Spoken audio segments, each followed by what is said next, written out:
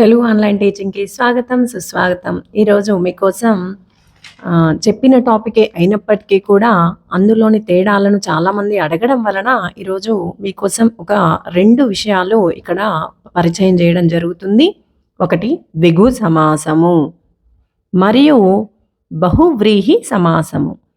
చాలామంది ఏం అడిగారంటే, ఈ రెండింటికి మధ్యన మేము తేడాన్ని కనిపెట్టలేకపోతున్నాము, గుర్తించలేకపోతున్నాము అని అడగడం వలన ఈ రెండింటికి మధ్య తేడాలేంటో ఇక్కడ వివరంగా చెప్పడం కోసం ఈ క్లాస్ చెప్పడం జరుగుతుంది.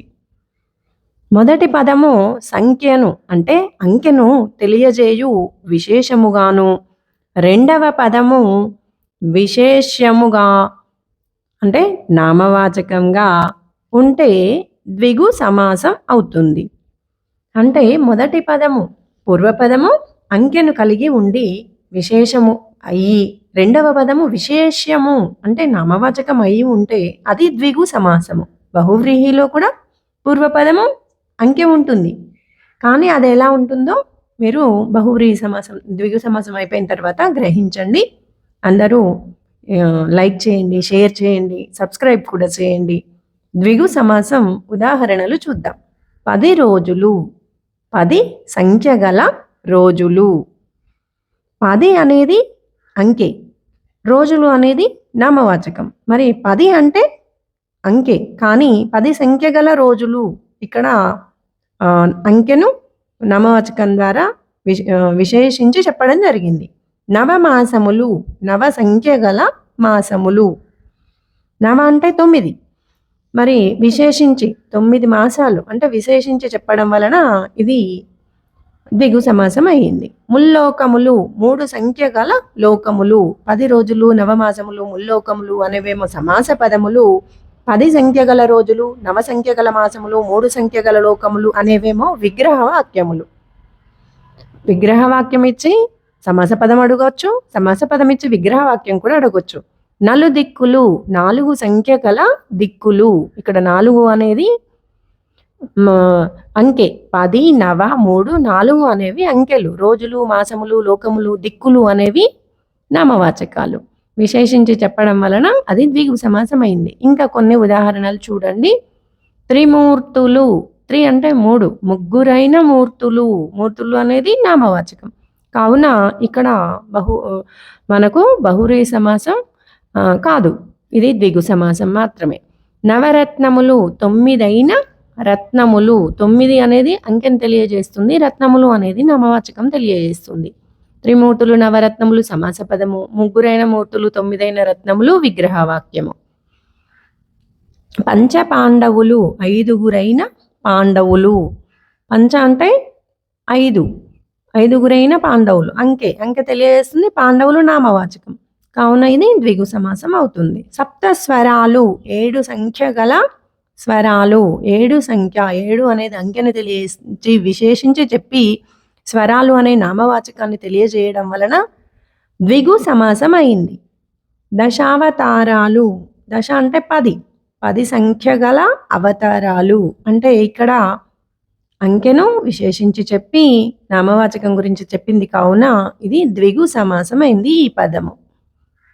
ఇలా మీరు ద్విగు సమాసం పదాలు అవగాహన చేసుకొని ఏ పోటీ పరీక్షకైనా ఉపయోగపడుతుందండి ఈ క్లాసు. కావున అందరూ చక్కగా మంచి మార్కులు పొందడానికి ఈ క్లాసులు వింటూ మీ లైక్లు, షేర్లు, అలాగే సబ్స్క్రైబ్లు నాకు ఇంకా మోటివేట్ అవ్వాలని, మంచి క్లాసులు చెప్పడం కోసం మీరు తోడ్పడాలని కోరుతున్నాను.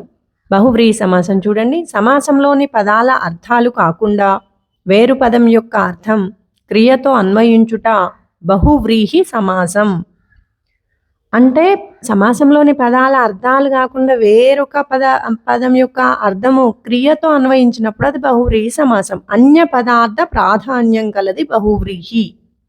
అన్య పదార్థము అంటే వేరొక అర్థము, వేరొక అర్థంలో వాడడం వలన ఇది బహువ్రీహి సమాసం అవుతుంది. ఇందులో అంకె కూడా ఉంటుంది, కానీ వేరొక అర్థంలో వాడడం వలన ఇది బహువ్రీహి సమాసం అయింది. ఇందులో ముఖ్యంగా కలది కలవాడు మాత్రం వస్తుంది, అది గుర్తుపెట్టుకోండి. లతాంగి, లత వంటి అంగం కలది. ఇక్కడ లత అంటే తీగ, అంగం అంటే శరీరం. లత వంటి అంగము కలది స్త్రీ. ముక్కంటి 3 కన్నులు కలవాడు. ఇక్కడ 3 వచ్చింది అంకె, కానీ కలవాడు వచ్చింది చూడండి. 3 కన్నులు కలవాడు వేరొక అర్థం ఏంటి? ఎవరు? శివుడు. అలా రావడం అనే బహువ్రీహి సమాసం. దశకంఠుడు 10 కంఠములు కలవాడు. 10 అనేది అంకెను తెలియజేస్తుంది, కానీ ఇక్కడ 10 కంఠములు కలవాడు రావణుడు అంటే వేరొక అర్థాన్ని తెలియజేస్తుంది, కావున ఇది బహువ్రీహి సమాసం. త్రినేత్రుడు 3 నేత్రములు కలవాడు అంటే 3 అనేది అంకెను తెలియజేసినప్పటికీ 3 నేత్రములు కలవాడు ఎవరు? శివుడు. వేరొక అర్థం శివుడు అని వచ్చింది, కావున ఇది బహువ్రీహి సమాసం. చక్రపాణి చక్రము పాణియందు కలవాడు. చక్రము పాణియందు కలవాడు. చూడండి, ఇక్కడ కలవాడు కలది వస్తుంది. అంకె ఉన్నప్పటికీ అంకె లేనప్పటికీ కలవాడు కలది వస్తే బహువ్రీహి సమాసమే అయి ఉంటుంది అనేది మీరు గ్రహించండి. కమలాక్షి కమలముల వంటి అక్షములు కలది. ఇక్కడ చక్రపాణి కమలాక్షి అనేవేమో సమాస పదములు. చక్రము పాణియందు కలవాడు, కమలముల వంటి అక్షములు కలది ఇదేమో విగ్రహవాక్యము. విగ్రహవాక్యం ఇచ్చి సమాస పదం అడగొచ్చు, సమాస పదం ఇచ్చి విగ్రహవాక్యం అడగొచ్చు. పీనక పాణి పీనకం పాణియందు కలవాడు అంటే మీకు పోటీ పరీక్షల్లో ఏ విధంగా ఇచ్చినా మీరు మార్కు పొందగలగాలి అంటే మీరు చక్కగా అవగాహన చేసుకొని ఎక్కువ ప్రాక్టీస్ చేయండి. చతుర్ముఖుడు 4 ముఖములు కలవాడు బ్రహ్మ. ఇక్కడ వేరొక అర్థం ఏంటి? 4 ముఖములు కలవాడు బ్రహ్మ. ఇక్కడ కలవాడు వచ్చింది, అలాగే వేరొక అర్థం వచ్చింది, కావున ఇది బహువ్రీహి సమాసం. చంద్రముఖి చంద్రుని వంటి ముఖము కలది. ఇక్కడ చూడండి, ఈ విధంగా కలది కలవాడు వచ్చి ఉన్నప్పుడు అంకె ఉన్నప్పటికి కూడా అది బహువ్రీహి సమాసమే అవుతుంది. అందరికీ మంచి మార్కులు పొందాలని ఈ తెలుగు ఆన్లైన్ టీచింగ్ ద్వారా ఆశిస్సులు.